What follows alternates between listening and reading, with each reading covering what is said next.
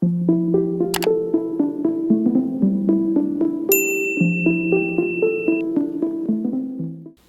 is up, YouTube? Welcome to another YouTube video. I don't know why I said YouTube video, but welcome to another video. It is 2021. Today is January 1st, 2021. So this is the first video of January of 2021. Yeah, I'm still trying to get my bearings here. But today we are talking nutrition. So I'm gonna call this Nutrition Talks.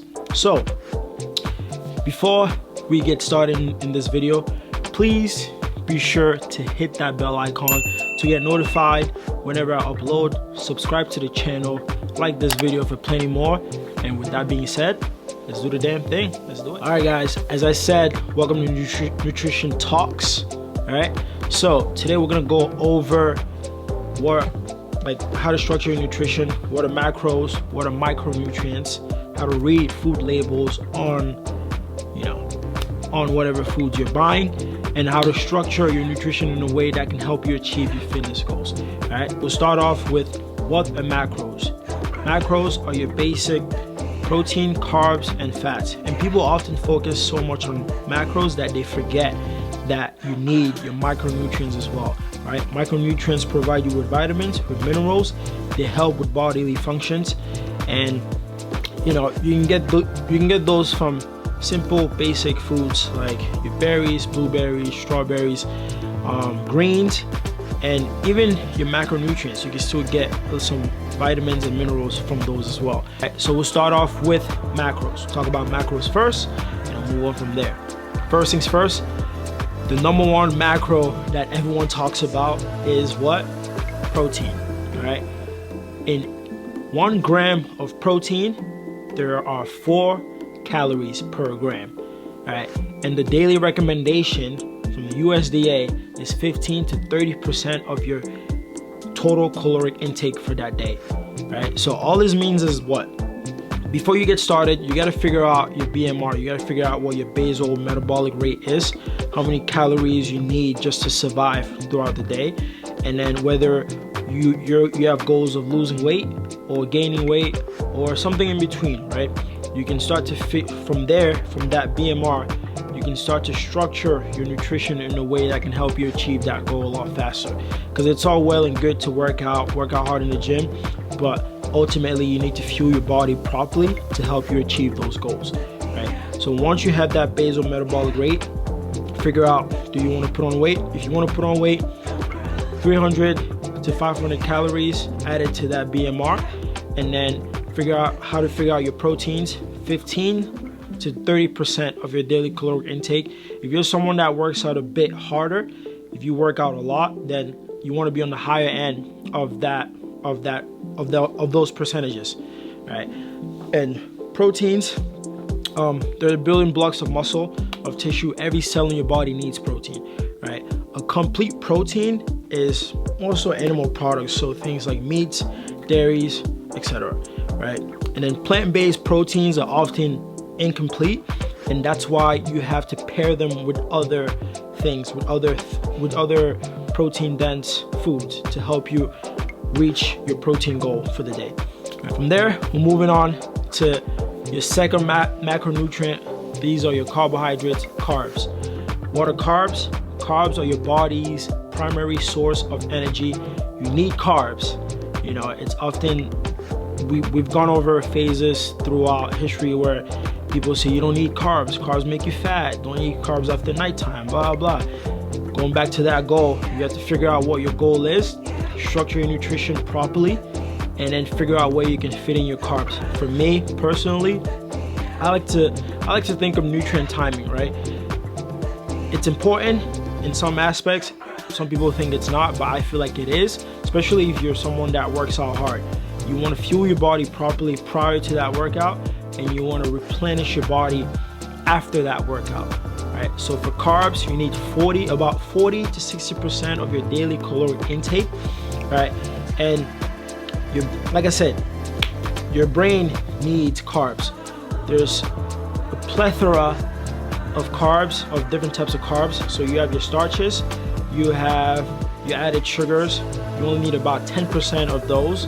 So things like syrup or like table sugar even, right? You don't need that much for that. But ultimately, you want to make sure that you're getting carbs from the right places. So things like sweet potatoes, rice, some greens, like veggies, fibers, obviously. And speaking of fibers, ultimately, fiber is going to depend on your sex. So if you're male or female, you have a certain, I think it's about 15 to 20 grams of fiber for females and about 20 to 25 grams for males. I'm not sure about that. I'm gonna have to double check, but I'll have everything on the screen for you guys. Last but not least, let's talk about fats. Fats often get a bad rap, but you need fats. Your body needs fats. You need fats for your skin, for your organ function. You need fats in your diet, right? You can't alienate one food group. You can't alienate one macronutrient. You need all three to work together in unison, right? And so with fats, you need about 20 to 35% of your daily caloric intake.